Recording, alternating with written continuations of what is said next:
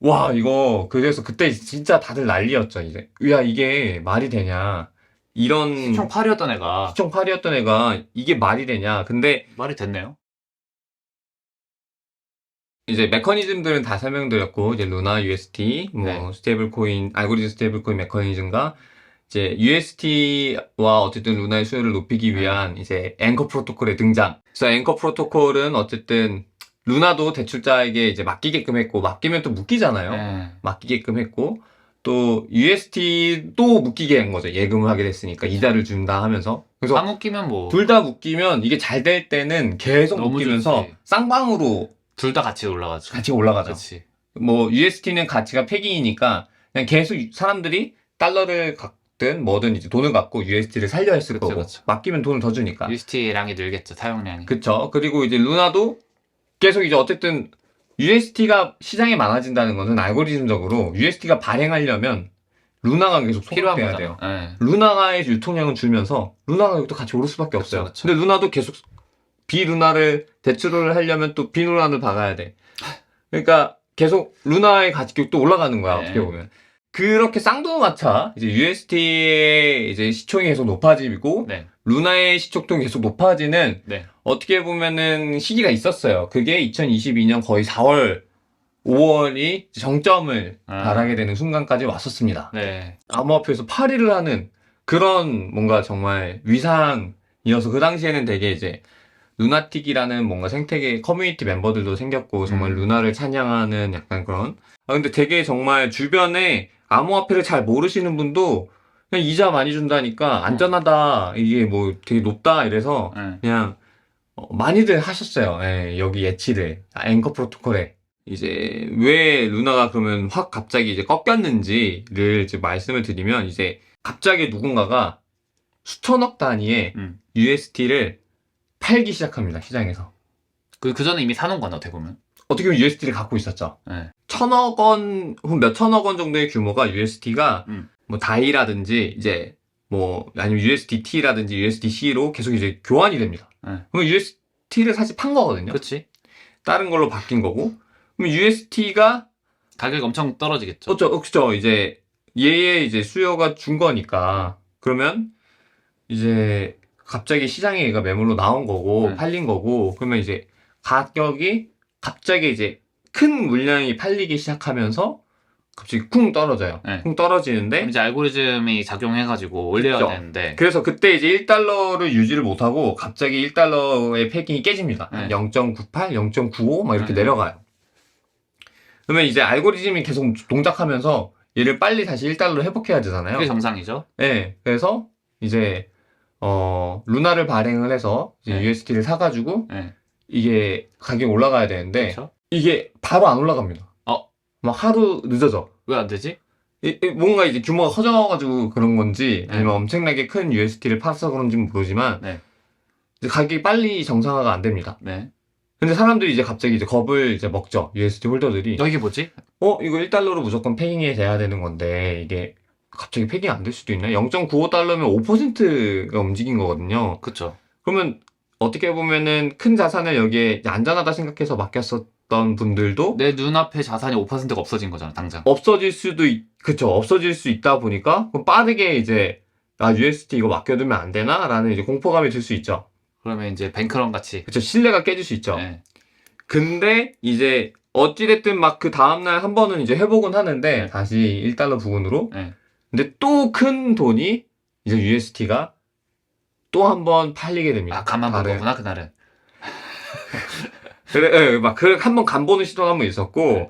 그 다음에는 이제 진짜 본격적인 매도가 일어나게 돼요. 아하. 그러면서 갑자기 UST가 대량 매도. 0.9, 뭐 0.9 밑으로 내려가요. 이제 거의 회복이 안 되는 거야, 막 다음날도. 갑자기 이제, UST의 홀더들, 뭐 예금하셨던 분들이나 UST 갖고 있는 분들이 빨리 빼는 말씀하신 대로 그 뱅크런이 이제 발생하는 거죠. 근데 UST 가격이 낮아지면 아까 뭐라 했죠? UST를 가지고 얘를 소각시키고 UST를 이제 1달러에 해당하는 루나로 교환하실 때 있죠. 그러면 결국 루나가 얘의 가치를 담보해주는 애잖아요. 그렇죠. 방어해주는 거잖아요. 계속 이제 사람들이 USD로 루나를 바꿔가지고 루나를 팔았겠지. 루나를 팔죠. 그 루나 루나 가격이 공매에 떨어졌어. 들고 그럼 루나 가격이 떨어지죠. 네. 그래서 루나 가격이 갑자기 네. 그때 기억나는 게 한 100불 정도였다가 네. 갑자기 하루 만에 막 70불, 갑자기 또 그 다음에 한 30불 이렇게 막 정말 50%씩 이렇게 막 떨어졌던 네. 기억이 나요. 네. 와, 이거 그래서 그때 진짜 다들 난리였죠. 이제 야, 이게 말이 되냐, 이런 시총 8이었던 애가 시총 8이었던 애가 이게 말이 되냐. 근데 말이 됐네요. 중간에 어떤 일이 이제 일어났었냐면, 네. 그러니까 되게 중요한 지표들이 UST 토큰의 시가총액보다는 루나의 시가총액이 사실 커야 그래야죠. 그래도 담보니까. 이제 좀 오버 담보인 거잖아요. 네. 근데 같아지는 순간이 왔었고 네. 더 줄어드는 순간이 왔습니다. 그러면 문제가 되죠. 문제가 이제 빠르게 되죠. 사람들이 공포심이 더 커지죠. 네. 사실은 이제 루나를 계속 찍어낼 수 있어서 얘의 가치는 이제 더 뭐 끌어올릴 수는 있다라고 말은 할 수 있지만 사실은 사람들이 안 믿죠, 이제 그거는. 네. 신뢰 문제잖아. 이제는 그리고 1달러가 계속 회복이 빠르게 안 되는 상황이 됐어요. 그리고 당시 이제 루나 막 파운데이션은 이제 이 담보의 성격을 강하게 하려고 이제 루나뿐만 아니라 USD에 패깅하는 자산을 비트코인을 많이 샀었어요. 이제 뭐 몇 조 원 가치 비트코인을 샀었는데 그래서 그 비트코인을 팔고 계속 가치를 회복시키려고 하지만 USD에 그거에 또 실패로 돌아갑니다.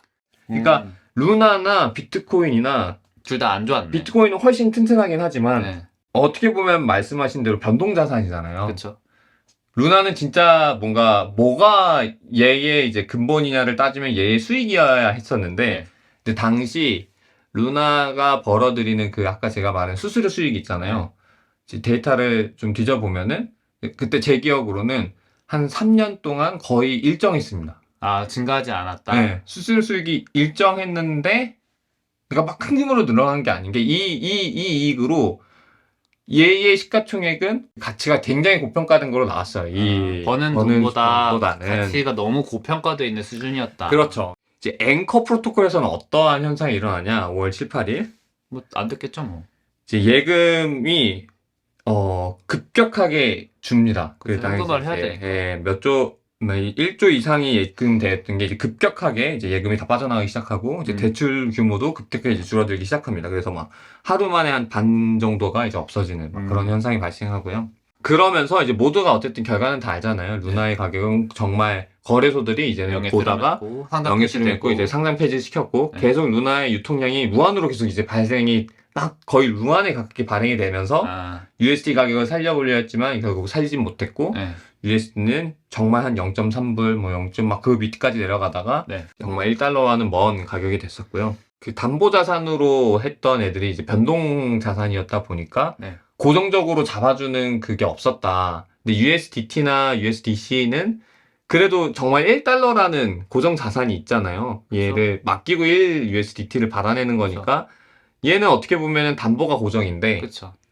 얘네는 담보 자체가 변동자산, 비트코인, 뭐 루나였다 그게 보니 문제죠. 그게 좀 그걸 어떻게 그 알고리즘으로 해결하려 했지만은 근본적인 해결은 되지 못했던 거죠. 어떻게 보면. 불다 수요가 줄어드는 상황에서는 그 문제는 찾을 수밖에 없어요. 그렇게 시작은 했어도 됐었지만 돈이 없었으면 만약에 잘 될 때 담보를 좀 실제 돈으로 좀 바꿔가서 담보 구조를 좀 바꿔갔으면 사실 건전하게 될 수도 있는 거잖아요. 사실 맨 처음에는 잘 안 되니까 어떻게든 하려고 했겠지. 근데 뭔가 잘 될 때는 후위를 위해서 안전할 수 있는 수단을 마련해 나가는 게 저는 전략적으로 더 좋았다고 보이네요.